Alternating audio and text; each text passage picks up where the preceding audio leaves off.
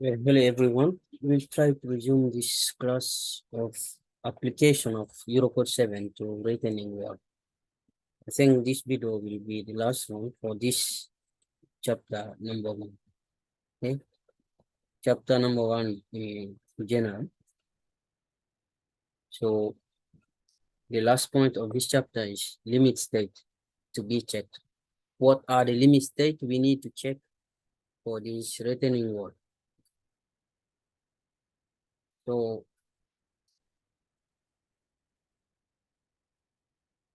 this, as I remember a reminder, I think you know that this class is for application of Eurocode 7 in France. Okay, so this standard, this French standard, is applied to retaining wall. When you see this, it means what? This just translation wasn't good. Okay, retaining wall subjected to static stress, actually static load. Okay, which can be considered as such in the supporting calculation. So it means that this is not for dynamic load. Okay, this is what you have to know. So we apply this retaining wall located in non-seismic zone. Okay, this is for this class is for retaining wall which are located in non-seismic zones or very low seismic zone. Yeah, so there are some just one exception. For example, when we have retaining wall constructed to protect bridge piers, maybe this kind of thing. In that case, we can apply this also. Under this seismic condition, and for geotechnical category 2 structure, it is permitted to check this structure slowly on the basis of requirement of Eurocode 7. The category number 2, I think I have talked about this in the class of Eurocode 7 in general, not this one. So category number 2 is just conventional type of structure and foundation with no exceptional risk or difficult soil or loading condition. This kind of load. So appropriate justification for higher seismic load are not addressed directly by this standard. Okay, so therefore they are not covered in this course. So if you didn't understand anything in what I just said, just remember that this course is not for retaining wall in seismic zones.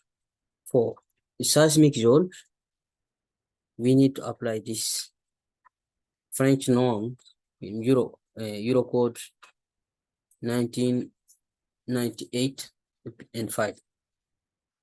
Okay, which is for seismic load, seismic stress, geotechnical structure. So we will finish with this one first before attacking this one. Okay. So Eurocode 7 states that for each geotechnical design, we need to check if there is any relevant limit state that is not exceeded. Means we should respect all limit state. So the limit state include ultimate limit states and serviceability limit state. For the case of ultimate limit state, we have geotype, means geotechnical type limit state. We will see very soon what is it about. We have also the structural type. So means the structure itself, the structure, the stability of the structure. Equilibrium limit state, uplift limit state, and hydraulic one. So all these are ultimate limit state. Okay. So for serviceability limit state, we don't have too much to worry about this. But this ultimate limit state, as you can see, there are many of them, and we need to check all of them in certain situations. Okay, so the ultimate limit state, let's talk about this first, and later we will talk about serviceability limit state. So this one first, the geotechnical limit state check. That one is related to non-defect of abutment. The abutment of your retaining wall should be enough. I think we have talked about this in the last video when we talk about the the failure mechanics. And I remember that I told you in that video, the previous video, that these failure mechanics will govern the design. Okay, so if you don't want your retaining wall to fail, then you need to prevent to take care of this failure mechanic. Check if these failure mechanics are not can be avoided. Okay, so the checking of this failure mechanic, the failure mechanics are somehow the limit state to be checked. So we have also the capacity or resistance. I mean, sometimes the soil, the structure itself cannot stand the load applied on it. And the support anchoring, sometimes we use anchor or reactive devices. So this kind of support can also be damaged sometimes. We need to check if they are stable. And we have stability of the bottom of excavation, solid flux. Means because retaining walls are always, maybe not always, that mainly used in case of excavation, underground spaces construction. So in that case, it happened that the bottom of your excavation is not stable. We need to check that limit state also. And also general stability. The general stability means, I think we have talked about this also last time.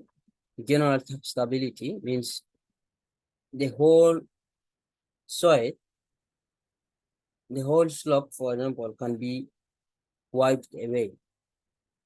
So for geotechnical type ultimate limit state, we have these 5 cases. The abutment should be enough. The ground itself should be resistant. And the anchoring and support reactive devices should be strong enough to resist forces. Stability of the bottom of excavation, and also general stability. So if we take in the case of these These support anchoring and reaction devices. We can see that in this case we have several options. Resistance of anchored tie rod, resistance of friction slab means those one they just like anchor uh, using friction to help stabilize the retaining wall. Okay, counter not curtain actually. This is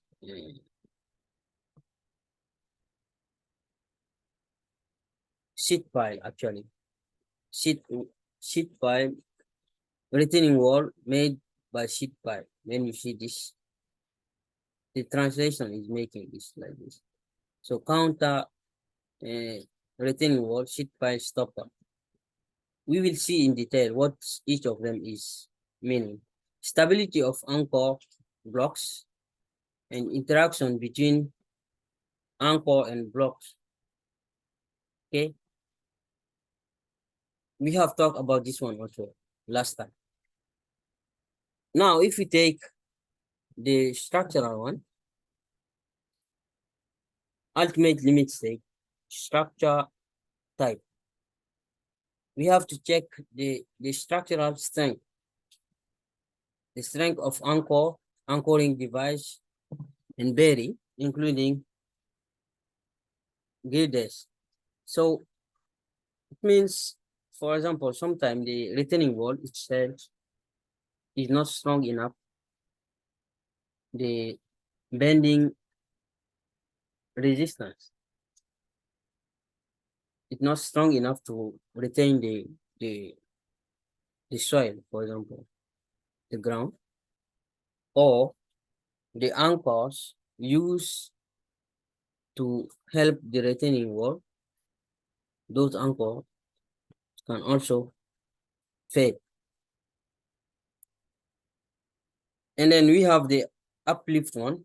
Uplift one is somehow also similar to hydraulic type ultimate limit stage. So that is mainly to check the stability of the excavation, of the bottom of the excavation. Okay. Verification of this ultimate limit state are to be carried out for long-lasting and transient situation, as well as for accidental and seismic situation. The seismic situation also maybe for this kind of thing, because as I told you, this course is mainly for non-seismic zone, retaining wall in non-seismic zones. Okay, we will take now these three: geotechnical ultimate limit state, structural ultimate limit state, up limit edge, and hydraulic limit state. We will go deeper again about this geotechnical. Okay, so ultimate limit state, insufficient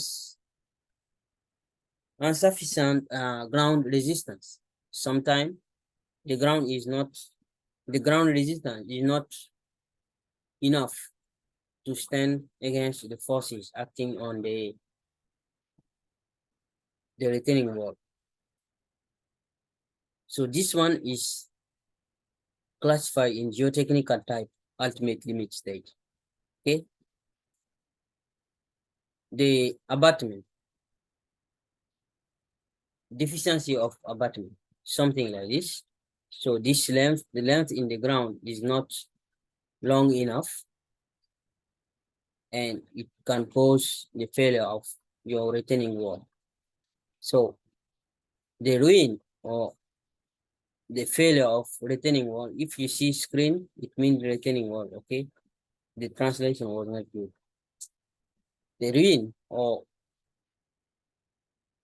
the failure of the retaining wall by default of abutment. This occurs when this demobilize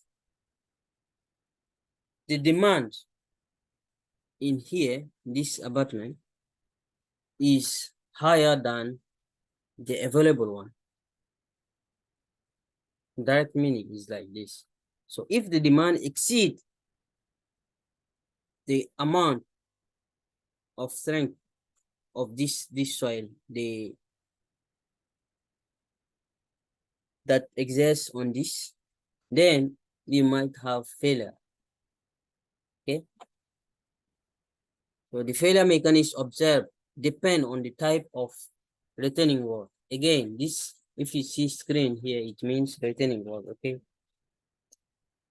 So it depends the type of retaining wall we have, and also the different supporting devices you are using to retain your wall, to help your retaining wall to be stable. For example, this one, we have support here, the top of the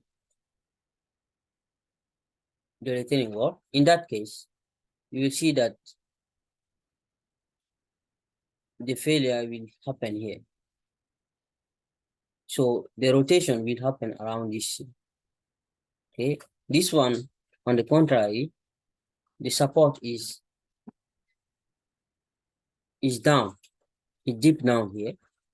And if this type of retaining wall, the rotation will happen around this, where the support is applied. Okay, we continue with the same, the abutment, the insufficiency of abutment. So self-stabilized retaining walls, again, screen. For those kind of things, self-stabilized means we didn't use any support to retain this retaining, to help this retaining wall. Okay, for this kind of thing, I think this is what I was explaining. So the rotation location is deep down in the soil. So the retaining wall will rotate around here. Okay, pushing. For the case, okay, it will happen around here. For the case of retaining wall having one or more support level, for example, this one on the top, okay, the rotation will happen here, this one on the bottom. So the rotation will happen around this, the support, the point where the support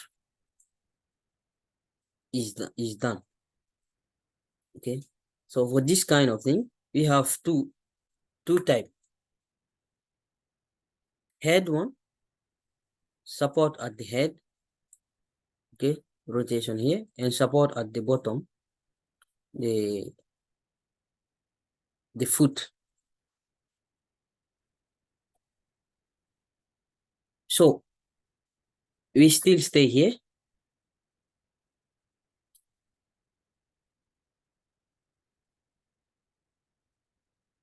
This will depend on the geometry, mechanical property of the ground. Okay, and it will depend also on the type of the retaining wall itself, the type of the wall itself, the kinematic of movement of this wall relative to the ground. It will depend also if the wall will move maybe horizontally. It also depends on the construction phasing. Okay, for example, when you are doing excavation, first of all, you insert your retaining wall. For example, let's say you are building with sheet pipe. Okay, sheet pipe, you insert your sheet pipe by any mean. you are using. And then the beginning, you have this, the soil, the ground level is here. And when you dig, the embedded part of the retaining wall is reducing. Okay. When you dig, you excavate around here. If you stop here, then the embedded part will be this. If you dig more, it will reduce. So that's why it will depend on the construction phase. And of course, it will depend on the hydrogeological condition.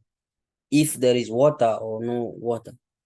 As you know, if there is water, even the seepage can sometimes make it very weak and can even uplift the bottom of the excavation. Okay, so all these parameters will affect the stability of your retaining wall. In this case, geometry and mechanical property of the ground, the type of the wall itself, if the wall is the, for example, sheet pile or tubular pile or diaphragm type one, it depends. We stay still with this, the ground resistance, lack of ground resistance. Okay. And now we will talk about the vertical stability. Okay. Vertical stability. So sometimes also the failure can be caused by the lack of stability of due to the ground, lack of capacity of the ground to stand bearing capacity, for example. This is this case. Okay, so you can see the failure will happen here, like bearing capacity. So the failure of vertical balanced default retaining wall is to be studied only in the following configuration. When your retaining wall is subjective to downward vertical action, like this. Okay. If your wall is subjective to vertical load, or you are using your wall as bearing structure like foundation. Okay, so this concern, for example, retaining wall serving as foundation, which is what I was saying, and also the anchor when the retaining wall is anchored by very steeply inclined tie rod.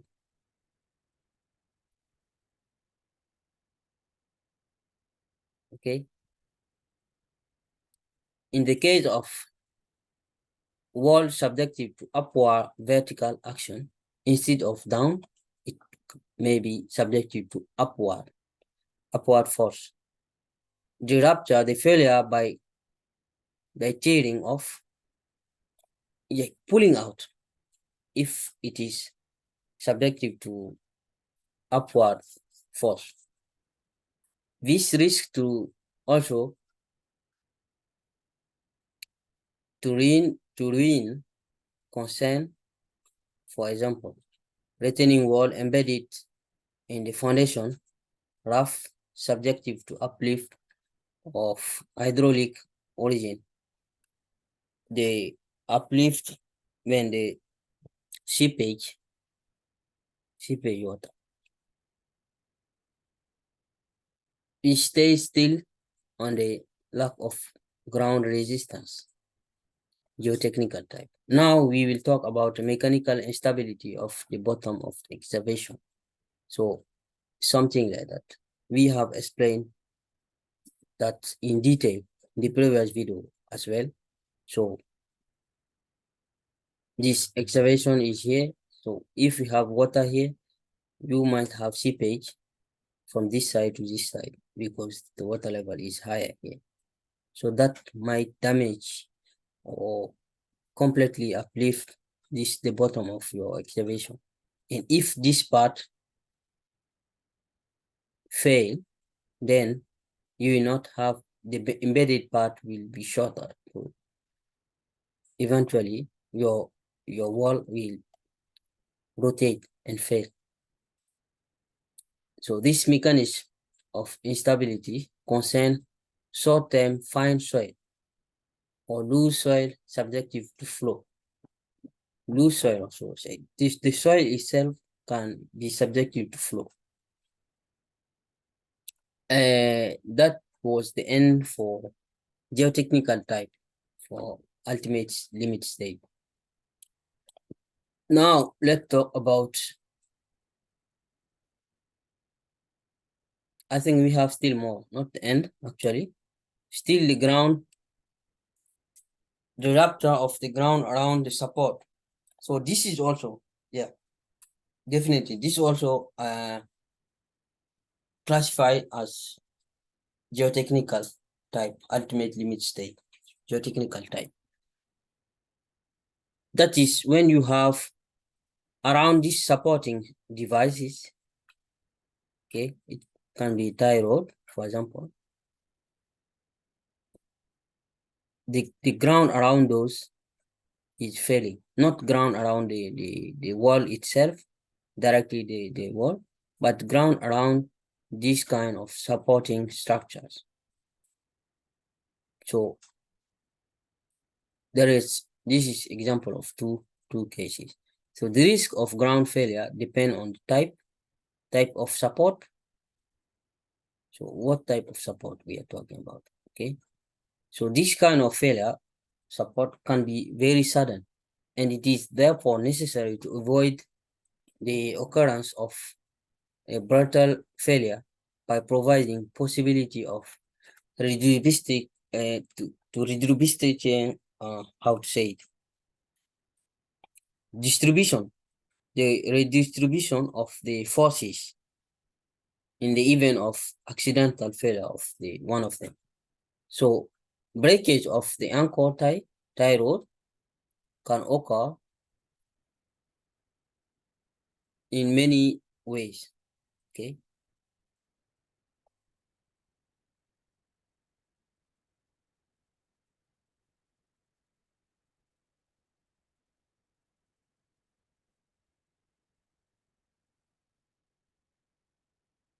And the default have abutment in the case of anchors. The anchorage by counter, as I said, curtain here means really retaining wall made by sheet pipe. It's different in French because this document, this file was originally in French. I made it in French, then I translated from French to English. That's why maybe sometimes it's difficult to read here. But anyway, what it means is, for example, when the embedded part, the ground around here fails, if there is rupture here, then maybe this tie rod or this anchor will be in demand. I mean, will be used. The force will rely on this, for example, this anchor to stabilize the retaining wall, for example. Also, we have overall stability. So for this case, default of anchor, we have, I think, two cases.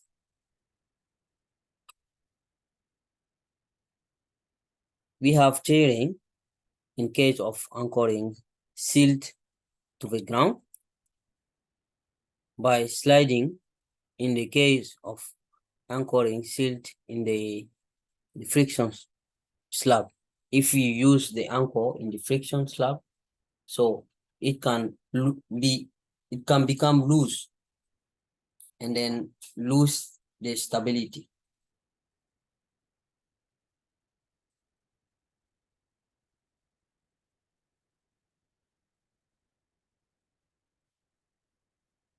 So the ruin of a structure can be caused by insufficient resistance of ground around the support device. Let's take this kind of support device, for example. Can be by pushing it, reversal by sliding, because if you have support, it means the reaction, maybe if there is soil around here, okay, we can have failure around the soil that is used for reaction of the support. Okay, if you have support like this, it means there is something around here that will be used as support of this reaction. That is the meaning. But the support itself can fail.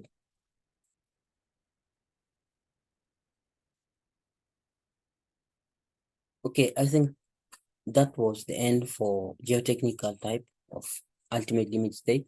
Now let's talk about the structural type. Structure ultimate limit state, structure type. So we have this kind of thing, for example, the structure of the retaining wall itself can be not enough. Okay, so failure of retaining wall, once again, if you see screen, it means wall, retaining wall. The failure of retaining wall occurs when the structural resistance of the wall or any support and the associated work element, there are many supports sometimes, when these become insufficient with respect to the effect of the most unfavorable action, combining bending moment, shear force, and axial force.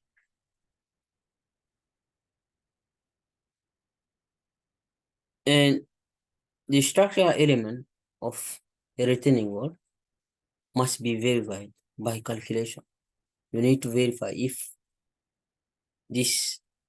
your wall can stand the bending moment that it will be subjected to, if it can stand any force that will be applied to it.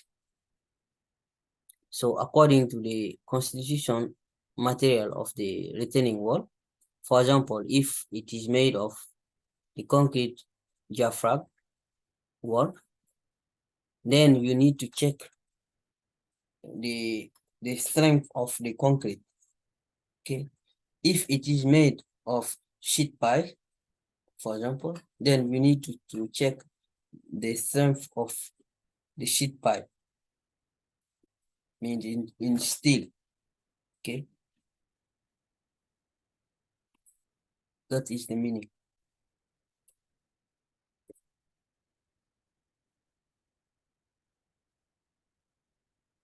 And we have also another case about the stability of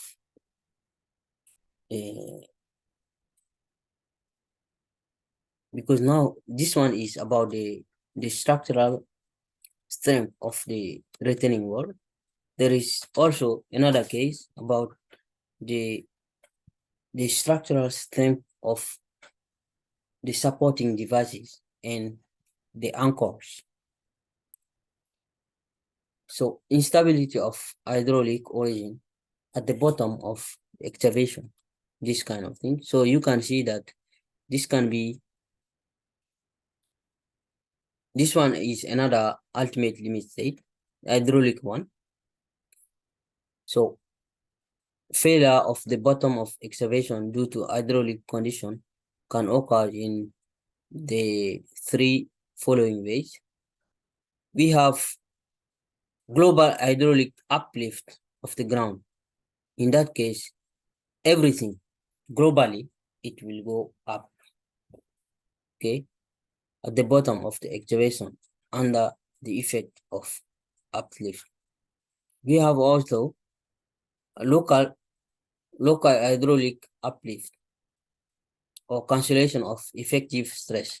That is exactly the case here when water is coming here. If the water pressure is higher than the effective stress, then it can lift the ground like liquefaction. So when upward and stabilizing flow force exceed the descending and stabilizing plane weight of the ground, boiling phenomenon. Also, we can have internal erosion. So three type: global one, local like hydraulic with effective stress, annihilation of effective stress, and internal erosion in the case of particle transportation. So in the ground, the water flow can carry away some soil particles. In the case of retaining wall, it is generally appropriate to justify this balance, this phenomenon. For example, limit state of internal erosion rarely concern this type of structure.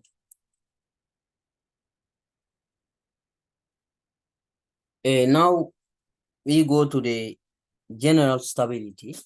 So we have explained this also in the previous video, general stability. So two possibility: non-circular failure surface and circular failure surface. So this any retaining wall can fail due to this overall instability of the work site. That means not the fault is not even your wall. The work site itself will be wiped away.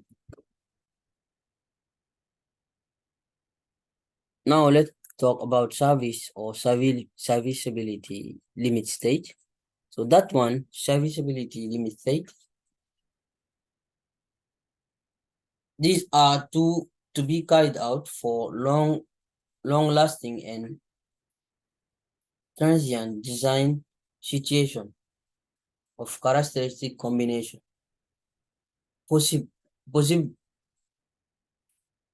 possibly frequent and quasi permanent. There are many cases in which we need to verify the serviceability limit state. It must be verified that the relevant ultimate limit state, serviceability limit state, are not exceeded or reached. When you see here ELS, it means état limite de service in French. Okay, so normally this one should be SLS. Okay, so we should reach them. We should check that they are not reached toward the characteristic combination for construction phases, toward also the frequent characteristic and quasi-permanent combination for operating phases. They relate to apprehension of absolute horizontal displacement of the top of the screen. For example, if you have the retaining wall, screen here is wall, the retaining wall, you can apprehend means you notice displacement of the head of your retaining wall. For example, the displacement should not be more than maybe a certain amount, maybe 1 centimeter, 2 centimeter. It depends.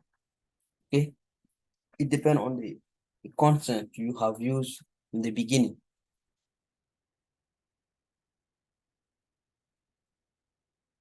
So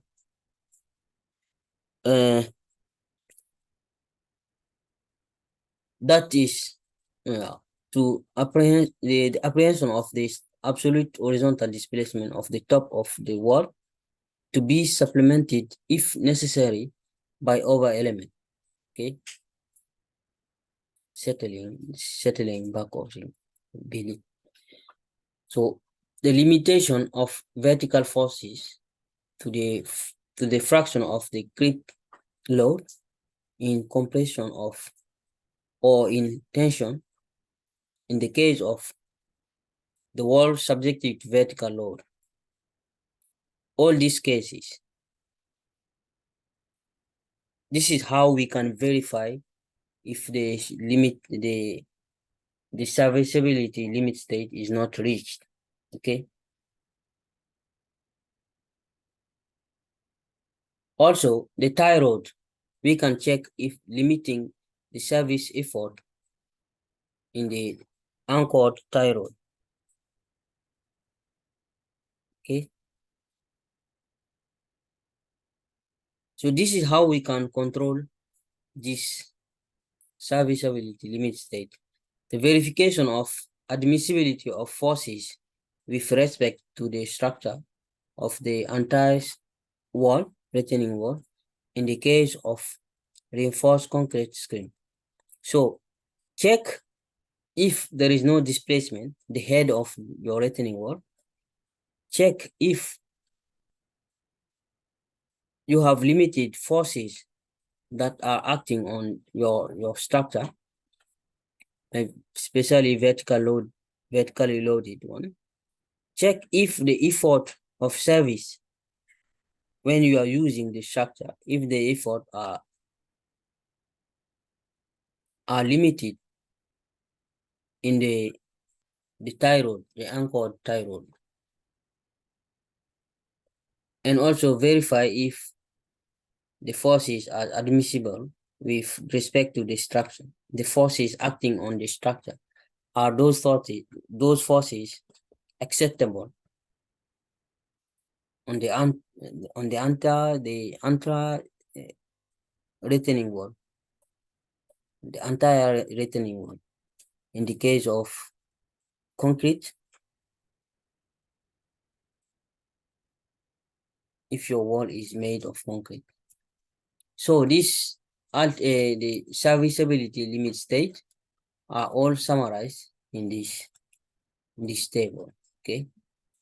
So apply to all these quasi-permanent, frequent action, and the characteristic.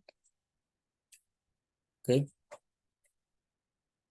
Effort, check the effort in the what you have to verification. You have to check the effort in the retaining wall. To check that, you need to check limitation of the content, the stress of compression. You have to master the how to say fissuration. Normally in English, fissuration French means cracks.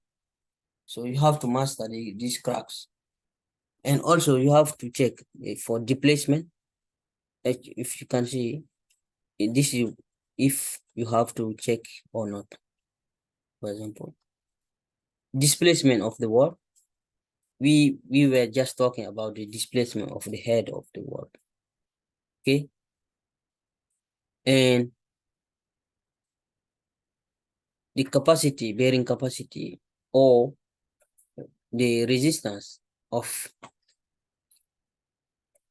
traction resistance of the wall. And also the reaction, the support we use to help the wall. So those support also need to be checked. So for example, we need to check if the effort in the tie rod, the anchored tie rod, are not too much. Okay, you need to check that. And also you need to check if the soil around supporting structure, tie rod or the support, if the soil around those, you see this point, okay, are strong enough. Yeah, all these have to be checked. That will make the serviceability limit state. Okay. Okay, I think that's all. We'll stop here. And next time we'll start the second chapter. I hope you have understood something, but if you didn't, I think you will understand more when we will start doing some example, okay, calculation. Thank you very much.